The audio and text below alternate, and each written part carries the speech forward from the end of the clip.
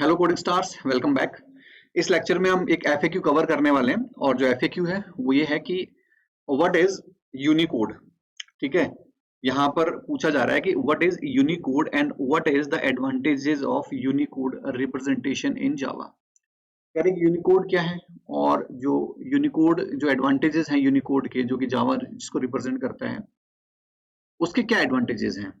ठीक है, तो यूनिकोड क्या है, देखिए Unicode is one of the character representation in programming languages. Programming languages के अंदर कैरेक्टर्स को रिप्रेजेंट करने का एक तरीका है। ठीक है, it able to represent all the alphabets from all the natural languages like English, Hindi, Italian, Chinese.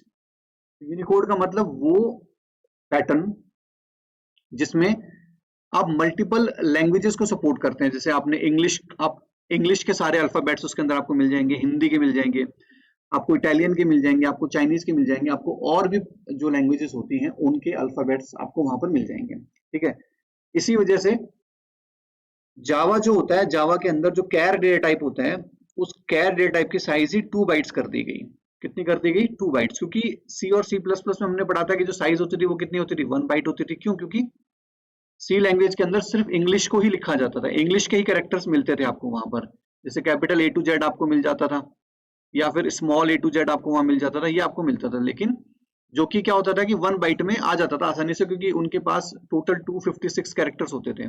कितना? 256 कैरेक्टर्स। लेकिन यहाँ पर तो इंग्लिश, हिंदी, इटालियन, चाइनीज और भी मल्टीपल लैंग्वेजेस को सपोर्ट करने के लिए ज्यादा साइज की रिक्वायरमेंट होगी, ज्यादा रेंज की रिक्वायरमेंट होगी, इसलिए इसकी साइज कितनी कर दी गई? 2 बाइट्स कर दी गई। तो टोटल कितने, आप कितने कैरेक्टर्स अपने पास रख सकते हैं?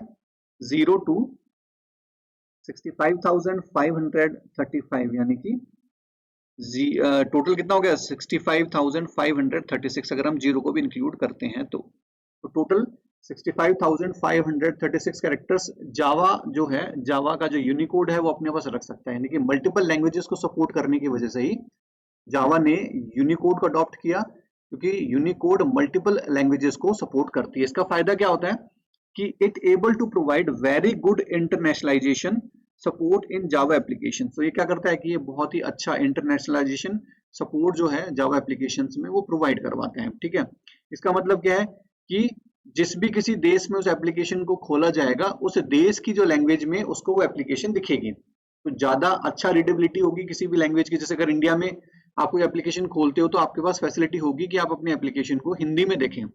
अगर आप चाइना में अगर आप एप्लीकेशन को खोल रहे हो तो वो चाइनीज में ओपन होगी। ठीक है, तो इससे क्या होगा कि आपका इंटरनेशनलाइजेशन जो है वो सपोर्ट ज्यादा अच्छा हो जाएगा किसी भी एप्लीकेशन के साथ। क्लियर है? तो ये मेन एडवांटेज है किसका? यूनिकोड का।